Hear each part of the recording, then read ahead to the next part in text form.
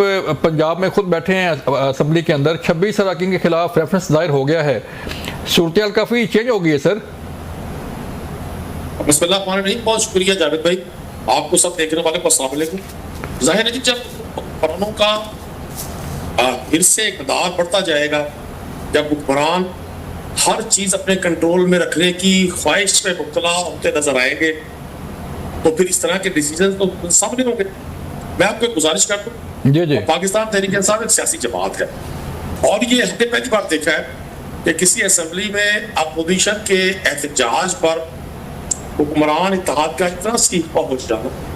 मैं इत्तेहाद से मुराद ये तमाम जमातें लोग, चूंकि पीपल्स पार्टी के कुछ दोस्त हमें कहते हैं कि जी हम फैसला साथी में शामिल नहीं है, लेकिन जो हुकूमत में शामिल है वो फैसला साथी में शामिल है। अगर हम पंजाब के लोगों के लिए ये मुतालबा करते हैं कि पंजाब के लोगों को टैक्स से निजात दी जाए, पंजाब के लोगों को इस महंगाई से निजात दी जाए, पंजाब के लोगों के खिलाफ जो लॉ एंड ऑर्डर की सिचुएशन है, जिस तरह से यहाँ पुलिस मुकाबले हो रहे हैं, जिस तरह से यहाँ वायलेंस अगेंस्ट वीमेन है, चिल्ड्रन है और हर तरह के वाकयात हैं। अगर हम इनसे पूछे कि जी आपने एग्रीकल्चर के लिए डेढ़ साल में क्या किया, हम इनसे पूछे कि आप हेल्थ और एजुकेशन को आउटसोर्स क्यों कर रहे हैं, तो ये हमसे नाराज हो जाते हैं। मतलब इतने हसास और इतने नाजुक मिजाज हुक्मरान तारीख में पहली बार देखे जा रहे हैं। लेकिन सर स्पीकर पंजाब असेंबली का नदीम भाई कहना यह है कि नाज़िबा अल्फाज इस्तेमाल किए गए, आइन की बालदस्ती जो है उसके लिए हम उसको इंश्योर करेंगे। देखिए, स्पीकर पंजाब असेंबली का ज़ाती तौर पे तो मैं हमेशा उनका एहतराम करता रहा हूँ, करता रहूँगा।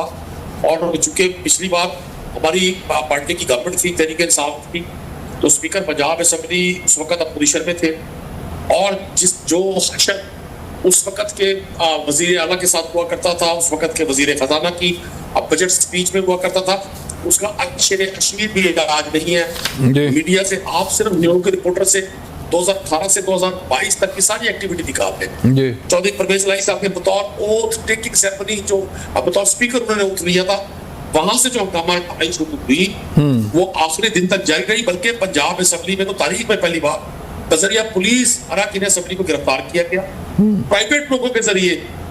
वजीर आला के उम्मीदवार चौधरी परवेज इलाही साहब पर, हमारे अरकान असेंबली पर मुझ समेत तशद्दुद किया गया, लोगों को वहां हॉस्टेज बनाया गया। कई घंटे तक असेंबली से कोई शख्स बाहर नहीं जा सकता था और लगता यह था कि बॉलीवुड की हॉलीवुड की मूवी की अब वहां अक्सबंदी हो रही है, क्योंकि 3 एंट्रीज है असेंबली के हॉल में। तीनों एंट्रीज से सैकड़ों की तादाद में उस वक्त का जो रिजर्व पुलिस थी वो वहां तलब की गई।